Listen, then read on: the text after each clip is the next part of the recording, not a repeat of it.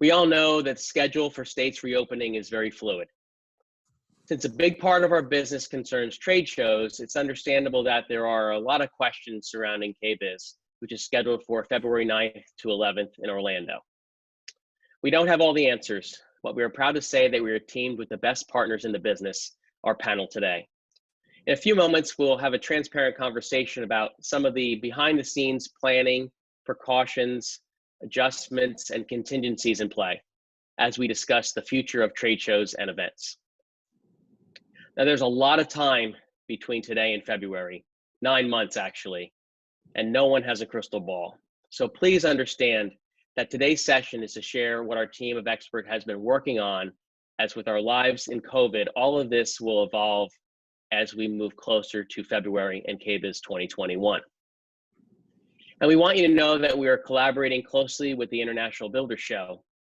We have a very strong partnership with NAHB, and they are also working very, very hard to prepare for Design and Construction Week 2021. Today's conversation, however, is solely focused on KBIS.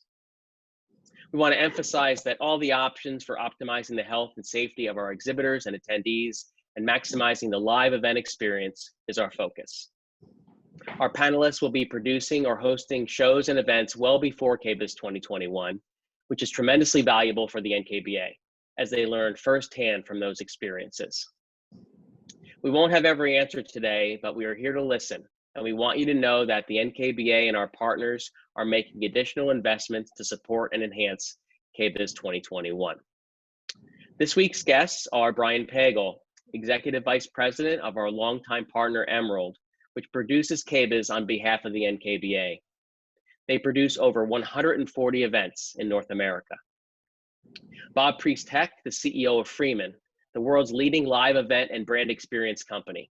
They help clients design and deliver immersive live experiences for their most important audiences. Emerald is their customer, and Freeman has a long history of supporting the production of KBIS. And Mark Tester, Executive Director of the Orange County Convention Center in Orlando, Florida, our KBIS host in 2021 and 2022. Mark's having some technical difficulties at the moment, so we're going to have him answer some questions by phone. Just a little housekeeping before we begin. As always, this online forum qualifies for 1/2 CEU credit for our certified members. And while these brave new business forums usually are about 30 minutes because of the scope of our discussion today, today's session might go a little bit longer, so please stay with us as long as you can. We're making time for questions at the end, so please type those in the Q&A function at the bottom of your screen, not the chat, please. So we have a lot to cover, so let's get started. If Mark can hear us, we'll begin with you. I know you're working closely with the state and local authorities in Florida. What is the latest from the state of Florida and Orange County regarding large event gatherings and conventions? Thanks, Bill, and greetings from sunny Orlando. Orange County reacted really quickly to the pandemic, and we issued a stay-at-home order along with a 11 p to 5 a.m. curfew, which actually began on March 25th. A statewide at-home order was issued by the governor, which began on April the 2nd. In addition, the Orange County Convention Center partnered with the National Guard and the Florida Department of Health to provide a remote parking lot as a drive-through COVID-19 testing site. The site, which opened on March 25th, originally offered up to 250 tests a day, with restrictions to first responders and individuals over 65 with symptoms. Soon after, we went up to 750 tests a day. And as of last week, we also began giving antibody tests, which detect whether you had the virus at some point and remain asymptomatic, which as many people now realize is somewhat common with the coronavirus. Currently, the county is testing about approximately 1,200 Central Florida residents each day, and we've done almost 40,000 total tests. We believe these two measures have really helped us keep the cases relatively low for a destination of our size, and we really began to see the number of positive cases begin to flatten in the later part of April. On May 4th, we began phase 1 of the State of Florida's Safe, Smart, Step-by-Step program, and certain businesses that were not previously deemed essential were allowed to reopen with specific restrictions. As it relates to Orange County, so far so good. The number continues to flatten. I actually sit on our Mayor Deming's executive policy group, and we've done daily conference calls since mid-March. The executive policy group includes both internal and external partners, including the Florida Department of Health, and it has allowed us to stay on top of what is occurring here in Central Florida and provide daily communication to our customers. We've had a number of events that have been rescheduled in the coming months, with the majority going to the fall and the winter. When the first event is truly confirmed, will be contingent on what happens with the next couple weeks and the announcement of the governor's phase 2 plan for Florida. We're hopeful that the phase 2 will be announced within the next week or so. As a gold key partner with Universal, what are you hearing about the theme parks and attractions part of that as well? Well, some good news. The Universal Orlando Resort reopens their City Walk facility today. Actually, the Florida Department of Health revisited City Walk earlier this week and provided their seal of approval. Disney's will reopen next week on May 20th. City Walk and Disney Springs are retail and dining extensions of their theme parks. The theme parks haven't announced an exact opening date as of yet. Okay. How about, we heard you have some breaking news over the past 24 hours that you're going to be, you wanted to share today about the governor's lifting restrictions? Sure. First, we've committed to be part of the Global Biorisk Advisory Council GBAC STAR accreditation program. Many of you may have heard of this. It's a division of the International Sanitary Supply Association, which is the Worldwide Cleaning Association. The GBAC STAR accreditation is the gold standard of state venues and will provide us a third-party validation to ensure we're implementing all rigorous protocols in response to this current situation and future opportunities that present itself. The STAR accreditation will include increased sanitation measures, make certain recommendations as masks, wider aisles, and other physical distance measures. And as things change in our world, the accreditation will also change with it. We're also one of the largest venues in the nation to pursue the GBAC STAR accreditation. And we're really excited and committed to providing a safe and clean environment for our attendees. That's great. That's great for those. Go ahead. I'm sorry. Secondly, we've implemented our convention center's internal recovery and resiliency guidelines. It's actually a three-step part of a three-step process. We've done this internally by our employees. It will include things such as physical distancing, keeping 6 feet apart in lines, using elevators and masks and other things. Cleaning messages, cleaning measures. We'll be adding wall clings, floor stickers, and in high areas and around bus areas to make sure that everyone is practicing physical distancing. In addition, we'll be adding a number of hand sanitizer dispensers all around the facility, especially around those high-touch areas. And last, and this is really exciting and relatively new and being developed, we're partnering with a large established healthcare system in Central Florida. They've actually pursued us to see how they can assist to get our important tourism industry back up and running. They're developing a series of marketing initiatives, materials, videos, and other things that events can utilize to help them prepare and share best practices. They've offered to do calls directly with customers to help them prepare a customized health plan. And last, they've actually offered to have on-site presence during events to help provide temperature checks, advanced screening for those who might have symptoms like a temperature, and on consultations on next steps, where to go to get additional care. Wow, that's a lot. That's a lot of great information. Thank you for sharing that. Going to Bob for a minute. Can you tell us about the Go Live Together coalition launched to protect the trade show and live events industry? Yeah, Bill, thank you guys. Good afternoon.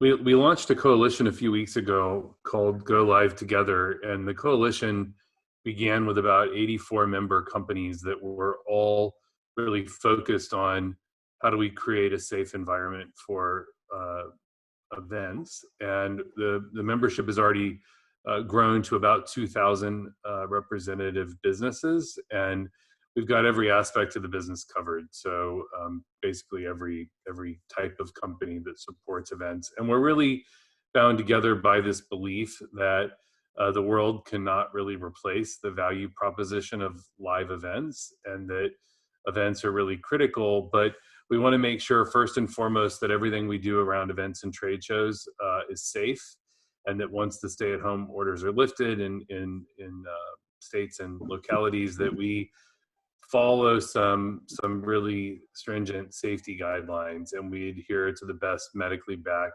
scientific practices for protecting our workers as well as our guests. So we're also aligned with Mark on the GBAC standards, and we want to make sure that we also raise awareness with government officials so that they understand the true impact of an event like KBIS on the local economy and basically the economy in general.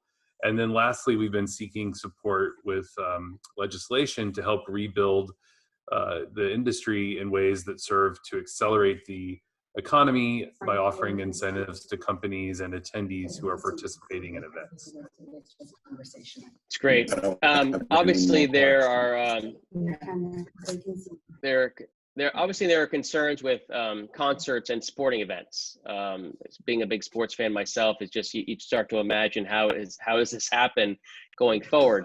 Can you talk about how the trade show environment is different from those type of events, and what are some of the things being considered to control the convention environment? For instance, do attendees register by the day, or are there limits to the numbers of people permitted in the building? You know, that type of thing. Yeah, I think it's a really good distinction, Bill, because I think people think of all gatherings as the same. And one thing that's really nice about business events is that we actually can design them based on the outcome that we're trying to achieve. So we don't have a fixed seating plan. We just have a lot of flexibility with these convention spaces. So what we're working on right now is working with our clients like Emerald and many others on how we design the show. And that really starts all the way back with marketing, how we handle things like registration, how do we apply social distancing, how do we take the GBAC certification and apply it to cleanliness and enhanced cleaning. And so what we're really talking about here is a controlled environment, because we have a lot of control over how we register people, flow them into the building, design the exhibits, design the overall show floor, design all the public spaces, design all the food. So we have a lot of flexibility. So we can pay close attention to the CDC and state and local guidelines when we're designing these events, working really closely with our facility partner, and really have a controlled environment. It's great. This virtual word is a common buzzword right now, right? There's been a lot of discussion about virtual shows. What are your thoughts on the role of virtual experiences in the trade show industry? Yeah, I think what we're seeing right now is a lot of folks trying to do virtual events, and what they're largely doing is basically trying to switch medium. So they're trying to come out of a traditional physical medium and go online. And I'd say that, to be honest, there's mixed review with that. But what I think is for certain is that live will include live streaming and virtual as much as it includes the physical event going forward. So it's here to stay. It is a different medium. We are programming hundreds and hundreds of digital experiences for our customers. And the real primary need there is around content and how you manage content and how you produce content in a new medium. And the digital platform or kind of live streaming environment actually can really help you amplify your event So we're in a little bit of an unprecedented time where they're feeling a little bit like replacement components, when I think the real opportunity is to have them enhance and augment the event. I think there are things that may never come back to the physical event, but can be covered online. But there are many, many things that you cannot do online that we can do in a physical environment. So especially in your industry, No doubt. So I think we're going to see digital or virtual stay, but once we get past this short-term period, we'll start to see it, I think, much more thoughtfully integrated into the platform overall, not trying to click in and replace. You talked a little bit about, obviously, standards for the industry. Can you talk about anything that you're doing to counsel your clients, like Emerald and others that you work with, so many events that you have, to create safe environments? Yeah. Well, first and foremost, obviously, we don't want to do things that aren't safe. So, we all feel the economic pressure of COVID-19, but we want to make sure we always start with what we need to do to keep our employees safe and all of our customers safe. But we have on Go Live Together, so that's just golivetogether.com. You'll see that we've started posting different guidelines and standards around safety. Freeman will be posting ours next week in detail. But what we're often thinking about is, how do we register people? How do we best market the event? Should people all be coming in at once, or should we be stage gating people? Will we use technology to zone different areas of the show? And so these are the types of things that we're talking to our clients about. They're really interesting, and I think Brian will cover this later, but they're really design challenges in a way, because we can design for an outcome that is highly improved from a safety standpoint. But we have to start all the way back at, how do we market, register, build the logistics, basically go through every element of the event to make sure that they're safe and practical. Well, thanks, Bob. That's great insight.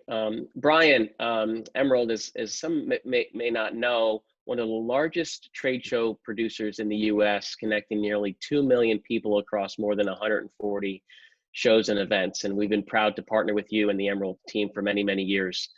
Can you tell us about Emerald's Register with Confidence plan and your on-site health and safety measures? Yeah, absolutely. First, thanks for having me, Bill. I think it's a great conversation to have. And, we just threw up a graphic because I think that the biggest takeaway that we want to articulate here is that, before we can get into the strategy of the show and actually how we're going to execute on it, everything is going to start and stop with health and safety. So all of the rich data and insights that we got out of our survey research coming out of last year, we're still very much committed to following through on trends and opportunities that we saw. But foundationally, everything has to start and stop with health and safety. But I think before we get into the specifics of what we're doing to address KBIS, which is an important conversation, I think we've got to understand and acknowledge that this unanticipated disruption from COVID-19 has had a huge impact on trade shows and the hospitality industry in general. It's forced us to have to rethink how we conduct our business. And while we don't have all of the answers today, I want to make sure everyone's clear. We've got some of the best and brightest minds in the event and hospitality space really charging forward and looking to address this issue head on. Just to add another layer of perspective, I ran a small medical show, safely I might add, in Las Vegas the first week of March. And, that was the last show that Emerald has staged. And so over the period of the last 9 weeks, we've had to go back and literally reimagine our business, as I know other organizers have. I know Freeman has, I know Orlando has. And it's really out of an interest to focus on the safety and well-being of our markets, our staff, our guests. It's absolutely paramount. So as we progress forward, we think we have the framework of what's the optimal plan. And as we get more insights from the destinations, we'll be able to offer up additional detail. But I think the important thing here is that we are working towards a process that is scalable based on what's happening on the ground. Because what's happening today may not necessarily be the same challenges we're faced with in February. They may be completely different challenges, but we do know maintaining some degree of social distance and health and safety is going to be of the highest importance. I'm sorry. Again, it's early yet, obviously, as we keep saying, and we want to remind everybody that 9 months away for our show. But can you share anything you're thinking about related to show policies that Absolutely. you're kind of working through? Yeah, so obviously we've put together the Register with Confidence program, which really gives all of our attendees in the community at large some very specific information that they can pay attention to heading into the event. So there's some basic COVID-19 information we put out there for the markets, and that's going to be everything from what our policies and procedures are in general, but it's also helpful information on the CARES Act. And, you got to remember, Emerald, by and large, and the NKBA population, by and large, is predicated on small independent businesses. So there's a lot of very significant issues that your members are navigating, and so we're trying to put resources out there. But then we also want to get into what's happening from a travel perspective. How are hotels addressing the check-in process and addressing their own cleaning protocols? What's happening at the airport? What are airline processes and procedures, and giving insights and information on travel restrictions, potentially domestic and abroad. We're getting into information on a local level, what's happening with Uber and Lyft, or even restaurant and retail considerations. And then, of course, there's the building aspect of all of this. And we're fortunate to be partnering with Orlando, who's very much on the leading edge with many of these issues. So we're going to be able to, in a very meaningful way, show what those safety and health precautions are, which will also include things like how we're dealing with food and beverage on site. That's another big area of concern that I think the trade show community has, and I think that there are some great plans in place. But all this ultimately trickles down into a preparedness plan. And that plan is going to entail a number of FAQs that will be updated on a real-time basis, and it will be communicating frequently, but it's really going to focus on what we're doing. And I think the approach that we've taken is, how can we control the experience knowing that I don't have guidance on a local and state level yet? Because this is truly happening on a local and state level. The way that we're going to have to work in Vegas is going to be different than Orlando, than New York. And so we have to take those into consideration. And that's going to include everything like registration. We already have a plan in play that we're rolling out for CEDIA, and we're going to see how that works and if it could apply for KBIS. And that is, we're going badgeless registration. We're going to cut down our counters by probably 90%, and we're going to focus on touchless transactions to limit that social gathering, because that's really the first big pinch point you're going to have at virtually any show. We're focused on how do we help to rethink how we lay out meeting rooms and special events to accommodate for social distancing. And then, of course, there's the show floor. Where we can, we're adding in wider aisles. We're looking at how do we manage entrance units differently to disperse traffic. And we might even go and pull one out of retail and decide to go with one-way aisles to manage the flow of traffic better and promote social distancing.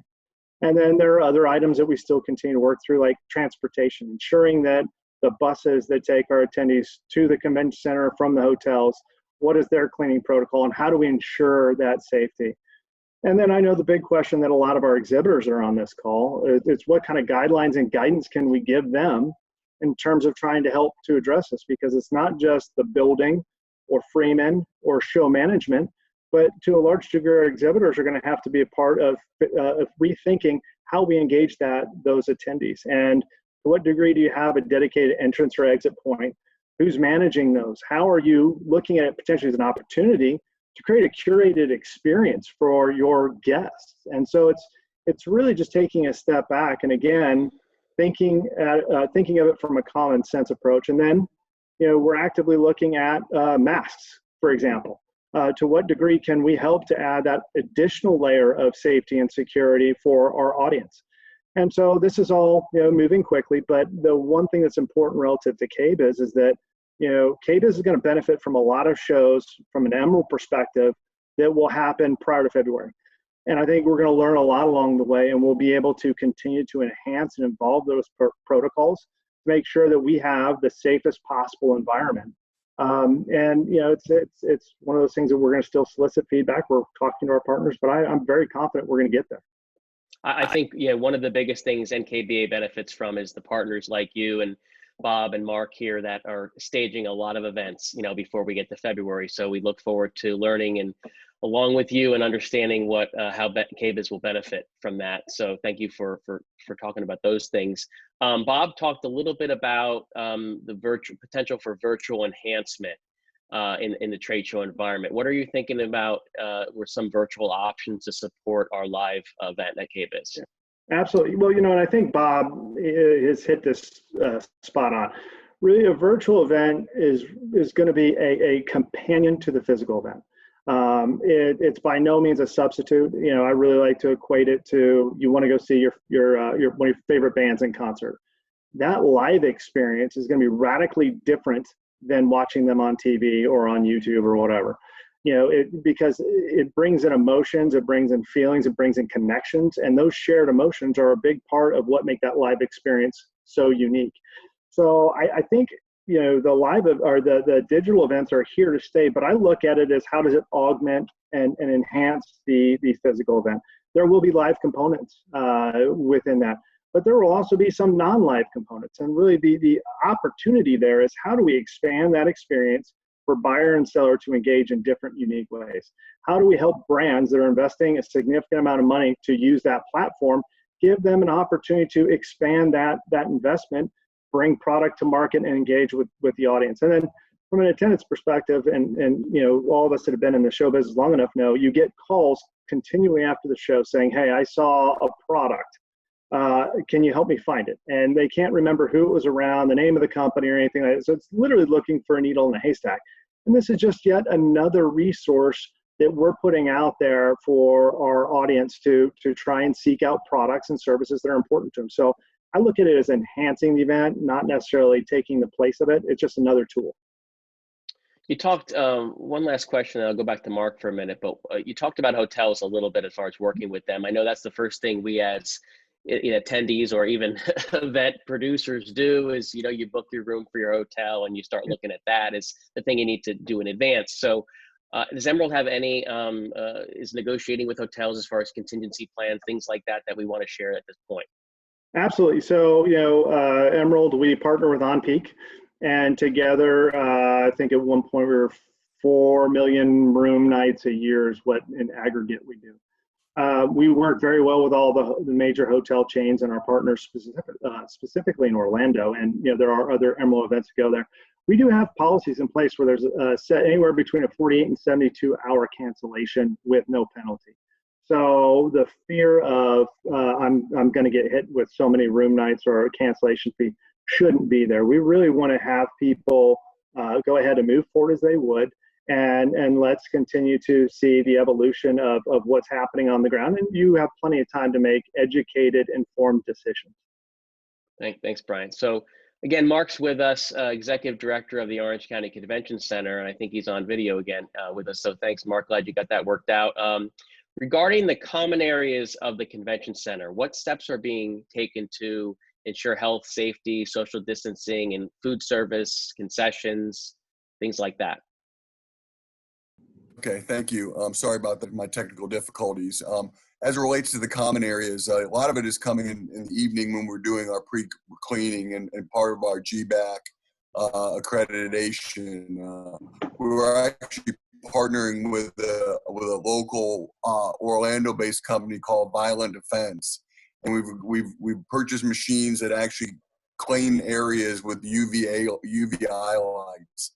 Ultraviolet lights, and so we're going to an area and we in a half-hour time. So we're going to be utilizing in those common areas, the open areas, office spaces, and other things like that in and around the show. And as it relates to our food provider, we're going to be spreading those out. Center Plate is our food provider, and we're working to develop a whole bunch of prepackaged meals that are delicious and up to our standards that people can enjoy, but yet are prepackaged prior to them getting in line. And of course, making sure that everyone is lining up and social distancing and staying apart as they get in line to get their food.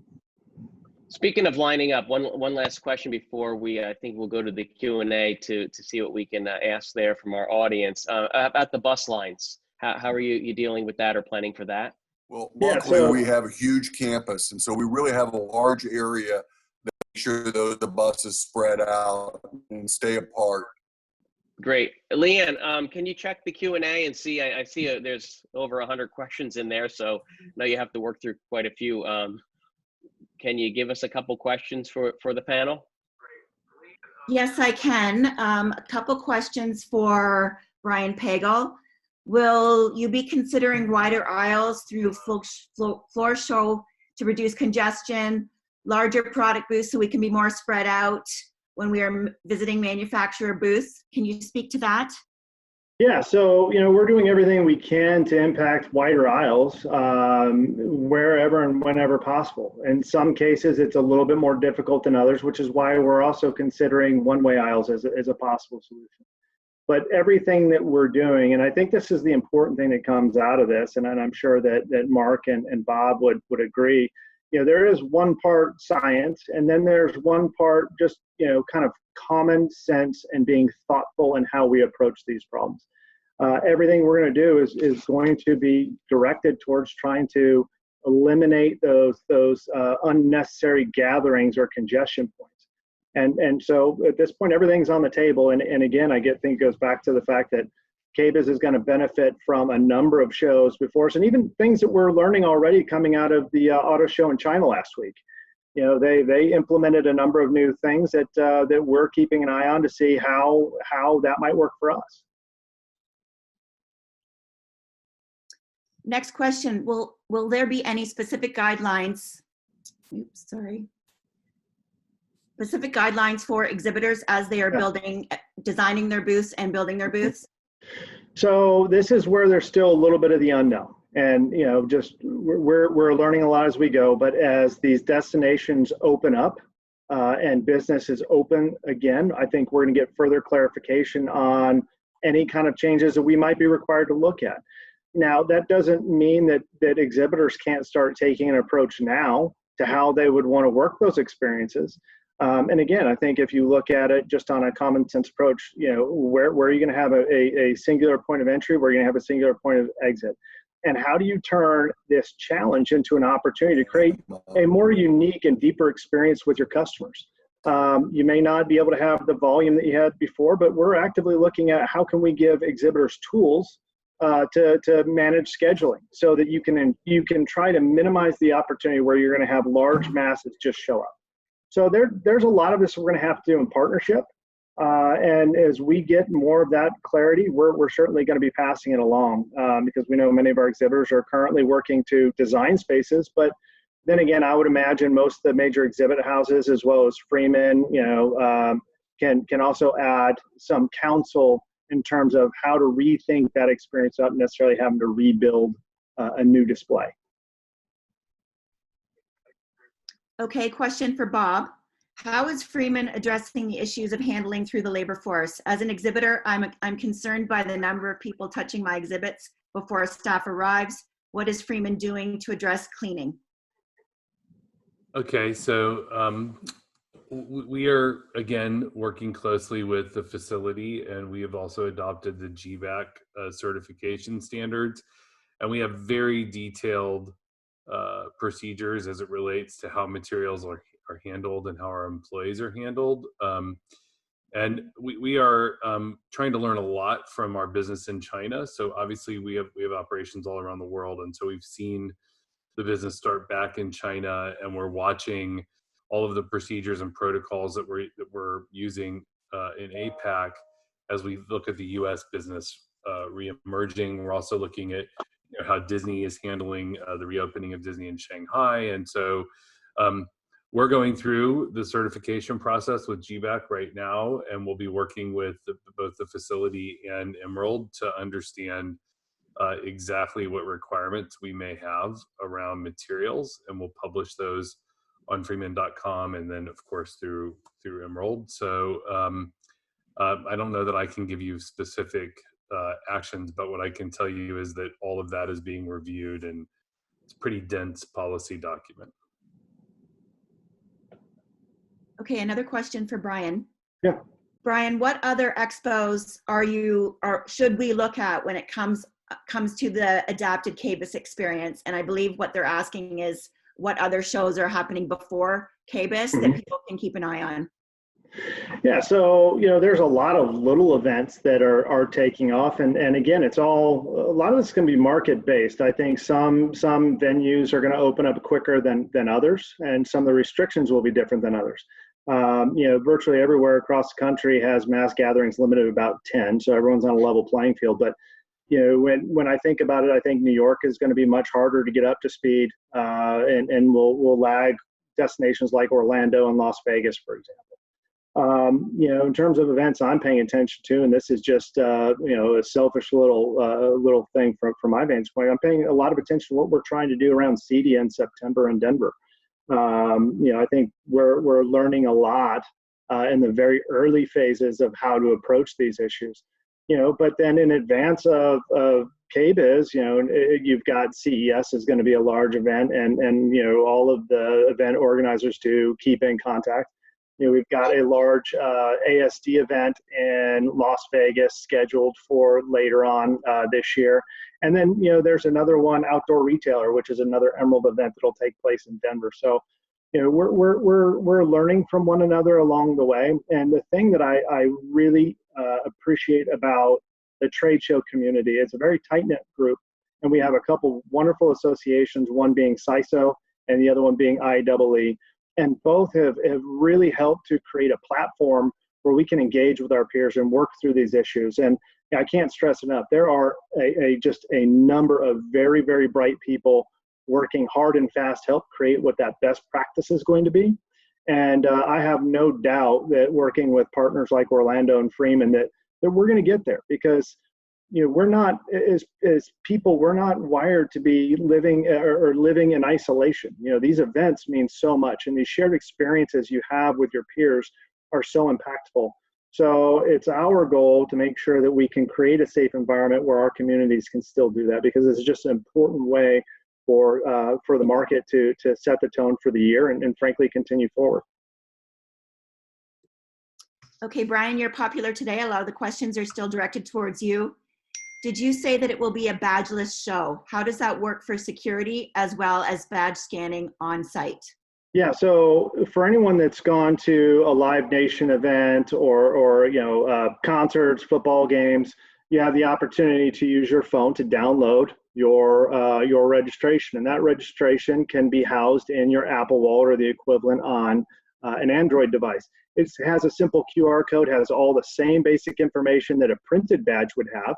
And so you would show that as your credential to gain access to the floor, but also to let exhibitors scan so that they can send you information. Now, in the event that you don't have an Android phone or an Apple phone, or you're just not comfortable in that environment, we're going to make sure that you can print your badge in advance. Because again, it comes down to that touchless experience. I'm sure most of us would feel more comfortable, given the news today, to just print off your own badge and bring it with you than to stand in a line and try and get that. So it's all with a bias of trying to eliminate as many touch points as possible to ensure the health and safety of our guests. Okay, is everyone good to stay around? There's lots of questions coming in. Bob, one for you. What is the first show that Freeman is targeting for opening? Well, we have shows as early as this summer. We produce about 5,000 trade shows and about 28,000 events every year, and so I'm not sure I have the first show, but there's shows scheduled right around the corner. And I think Brian said it best. I think they're going to be largely driven by local or regional decisions that are being made around safety and where we are with COVID-19. So we have many shows scheduled in the summer time frame. I think the trick is going to be just, again, making sure things are safe and making sure that we feel comfortable and the organizer feels comfortable, and that we follow the CDC guidelines and we use the GBAC standards, which are all medically backed. So I think it's I think we're going to see things return. I will say just one thing that I think we are going to also see is that we are going to see probably shorter decision timeframes. People are going to make decisions a little more closely right now because of this environment. But I think there's a tremendous demand out in the market for events and people coming together. And I can tell you, I was on a CEO roundtable call yesterday, and we had Steve Mnuchin from the Treasury Department, we had Chuck Schumer, and we had Speaker Nancy Pelosi all speak on this call, on this panel. And there's a tremendous focus by the government to support travel and trade shows and events and get people back and connected again. So I think you're going to see a lot of effort by the government to continue to support us as we get everyone back to work. Great. Brian, do the new protocols impact how and when registration will open? It isn't for KBIS, but we did intentionally delay registration for CEDIA, and not out of a desire to not have registration, but personally, I felt it would have fallen on, it would have come across in poor taste to, at the peak of the pandemic, to say, hey, registration's open. So, we're making decisions, again, based on what we think is appropriate, listening to stakeholders in the marketplace. And, we're all having to just generally think differently about how we operate, but that's not exclusive to the event business. I think that all of the manufacturers and small businesses that are attending on this call have all had to rethink how they operate. And so it's on that premise, we're just trying to make good, informed decisions and make sure that we're very transparent and upfront with our customers. And we want to be a resource. Hey, Brian, can I just add one thing? I think it's for everyone on this call who is a marketer, I think it's a really critical time that you meet people where they're at and that you don't come across as tone deaf to the decision Emerald made on CEDIA's registration. Because, I just posted a blog about, kind of the commercials we're seeing on TV right now. They're all starting to blur together. It's just really, really, really critical that as you're thinking about your presence in the market, that you just don't come across as tone deaf. And we recognize that different people are in different places at different times. So it's a difficult time to be a marketer, but it's a really interesting time, because if you're in touch, you will really help people and help them make good business decisions, and you'll help your organization as well.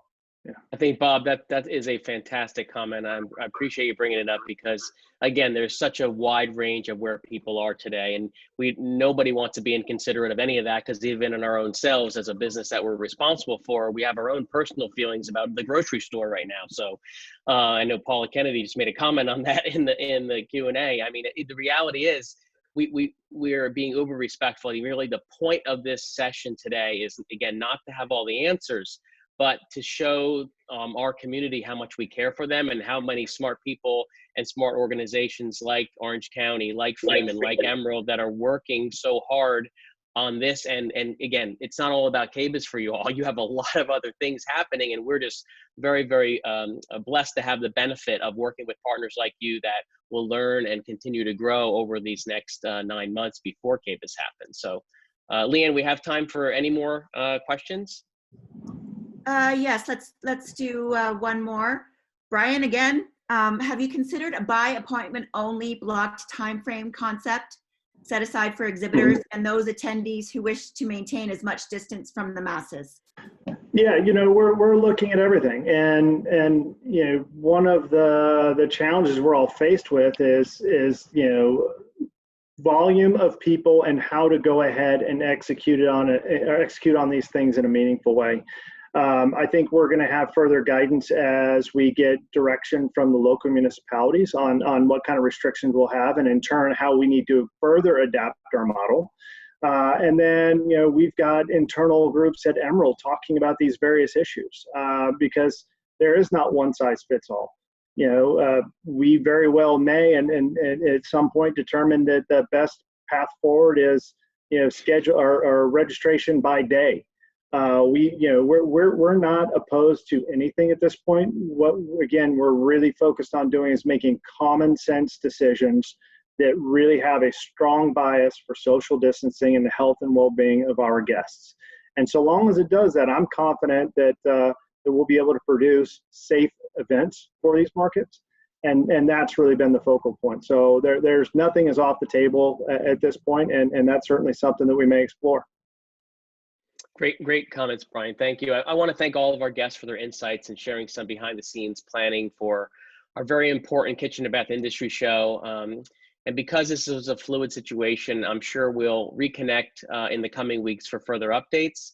There'll be more questions, and while we still might not have all the answers, I'm confident that we have the top minds in the field working on safety and logistics. Again, we can't stress enough that the NKBA and its partners are making additional investments to support and enhance KBIS 2021. Thank you, Brian, Bob, and Mark. We're grateful for your insights and best wishes with your plans for events that are coming up later this year. Next week, we'll welcome back the team from our research partner, John Burns Real Estate Consulting, to review first quarter results of the John Burns NKBA KBMI Kitchen and Bath Market Index. We'll talk about the NKBA Pulse that checks in weekly with our members and the research that is underway to revise our kitchen and bath market outlook. I hope everybody can join us again next week for that. Thanks again to our panelists and to all of you for making the time to join us today. Please follow NKBA and me on social media for the latest news and updates from the kitchen and bath industry. Everyone stay safe and well. We look forward to seeing you again next week. Have a great day. Thanks, Bill. Thank you.